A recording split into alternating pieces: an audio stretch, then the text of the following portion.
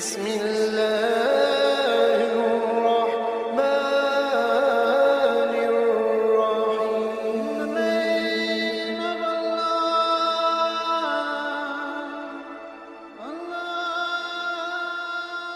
الرحيم. بسم اللہ الرحمن الرحیم.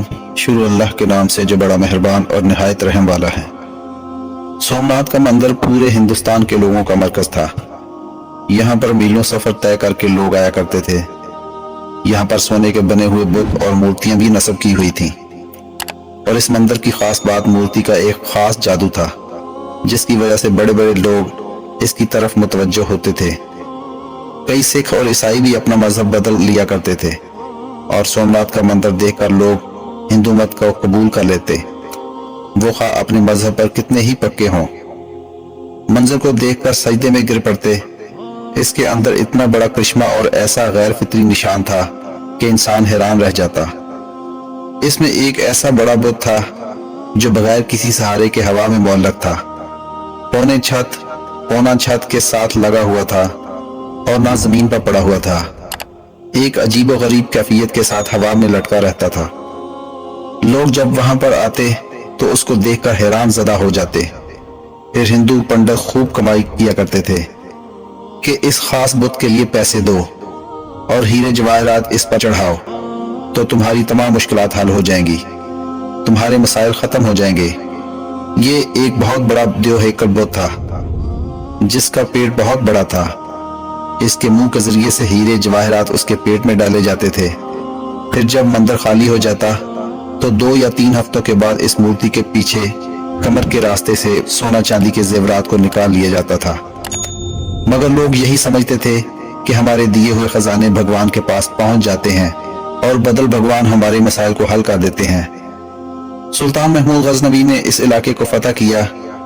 جب وہ اپنے مفتوحہ علاقے میں سے اس مندر میں پہنچے تو بلا جھجک بتوں کو پاش پاش کرنا شروع کر دیا. بڑی بڑی کلہاڑیوں سے بتوں کو گرایا جا رہا تھا اور سلطان محمود غزنوی بھی اپنی تلوار سے بتوں پر وار کر رہے تھے. ابھی آدھا مندر ہی بتوں سے پاک ہوا تھا کہ بقایا کو دوسرے دن پر چھوڑ دیا گیا. دوسرے دن تمام ہندوستان کے بڑے بڑے پجاری اور پنڈت مل کر سلطان محمود غزنوی کے پاس آئے اور بڑے اتحاد کے ساتھ بڑی لجاجت کے ساتھ درخواست پیش کرتے ہوئے کہا کہ اس علاقے پر آپ ہی قبضہ رکھیں مگر ہمارے اس بت کو مت توڑیے. اس کے بدلے میں ہم آپ کو پورے ہندوستان کی دولت دینے پر آمادہ ہیں. سلطان محمود غزنوی کا ایک وزیر آپ کے قریب آیا اور کہنے لگا یہ پیشکش بہت بڑی ہے کیونکہ ہم نے بہت سارے بتوں کو توڑ دیا ہے. صرف ایک بت کو چھوڑ دینے میں کوئی حرج نہیں. آپ اس پر ضرور غور کیجئے کیونکہ جو مال و دولت آپ کو ملے گا اس سے ہمارے دین اسلام کی حکومت بہت آسانی سے مستحکم ہو جائے گی. سلطان محمود غزنوی نے ان ہندو پنڈتوں کو کوئی جواب نہ دیا.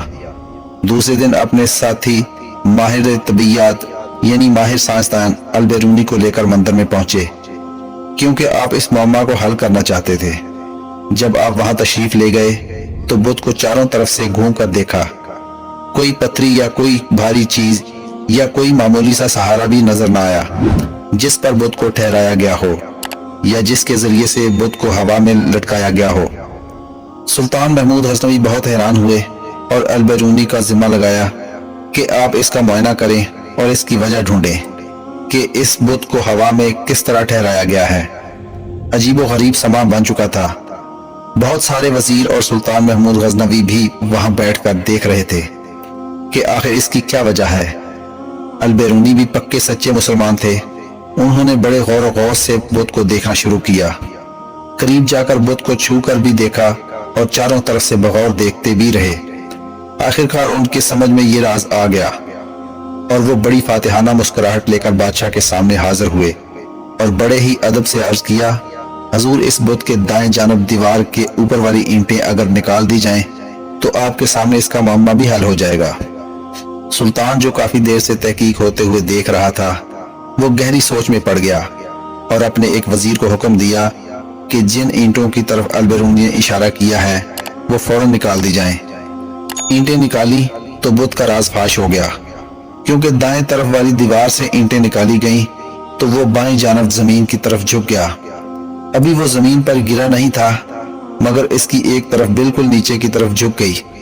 यही चीज पहले से भी ज्यादा हैरान कुन थी कि ईंटों का बुत से क्या तल्लक है।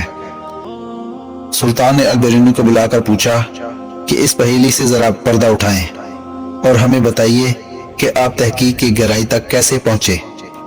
अल-बिरूनी ने बताया कि हुजूर दर हकीकत ये सारा बुत बहुत आला किस्म के लोहे का बना हुआ है। ये ऐसा बुत है जो मकनातीस की तरफ खूब खींचता है। फिर इसके वजन के ऐन मुताबिक मकनातीसों को दीवार की ईंटों के अंदर खूब भर दिया गया है, यानी ईंटों के अंदर मट्टी की बजाय मकनातीस रख दिया गया। ये मकनातीस भी इतने आला किस्म के हैं कि ये पूरी तरह इस मूर्ति को अपनी तरफ खींचते रहते हैं और इतनी जोर से खींचते हैं कि ये अपनी जगह से हरकत भी नहीं करते। बल्कि उन्होंने बताया कि इस मंदिर के अंदर हवा की आमदोरफ्त भी इस तरीके से तरतीब दी गई है कि वो बुत को ऊपर की तरफ उठाए रखती है। इस तहकीक से मालूम हो गया कि वो कौन सी तकनीक थी जिसके जरिए जादू दिखाकर हिंदुस्तान के हजारों लोगों को गुमराह किया गया और उनको बातिल की गहराइयों में डाल दिया गया। सुल्तान महमूद गजनवी ने इस बुत को तोड़ देने का हुक्म और बड़े बड़े ताकतवर सिपाहियों का जिम्मा लगाया कि वो अपनी पूरी कुव्वत के साथ इस बुत को टुकड़े टुकड़े कर दे, हत्ता कि उसका नामो निशान भी खत्म हो जाए। दोस्तों, आज की वीडियो अच्छी लगी हो तो चैनल को सब्सक्राइब जरूर कीजिएगा।